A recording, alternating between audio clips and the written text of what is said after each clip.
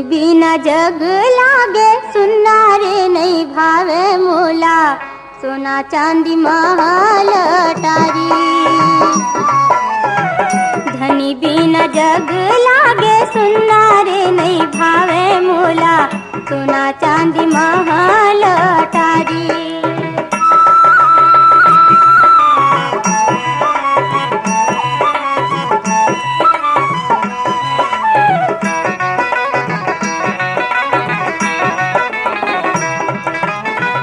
घर बन बेरी लागे, गली गांव पुलुक लागे, अन पानी जहर भैगे, बोली हंसी जुलुम लागे। अन पानी जहर भैगे, बोली हंसी जुलुम लागे। तन मन माला थावे, गुन्ना रे नहीं बाँचे चोला, धद कछ छतिया मागी।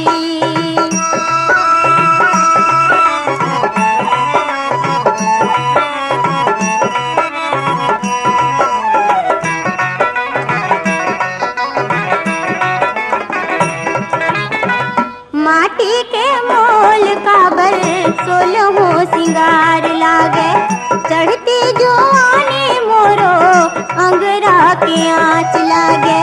चढ़ती जुआनी मोरो, अंगरा के आँच लागे। पीरा होवे छिन छिन नावा, जुन्ना रे नहीं बाँचे चोला, धद कछ छतिया मागी।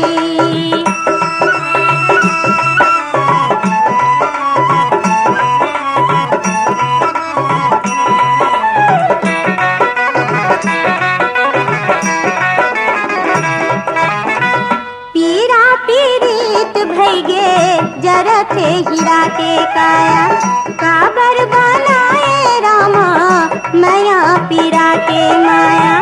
काबर बनाए रामा, मैया पीरा के माया।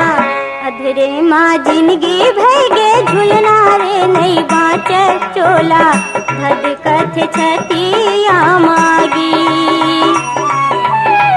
धनी बिना जग लागे, सुनना रे नहीं भावे मोला, सोना चांदी महल अटारी। सोना चांदी महल अटारी, सोना चांदी महल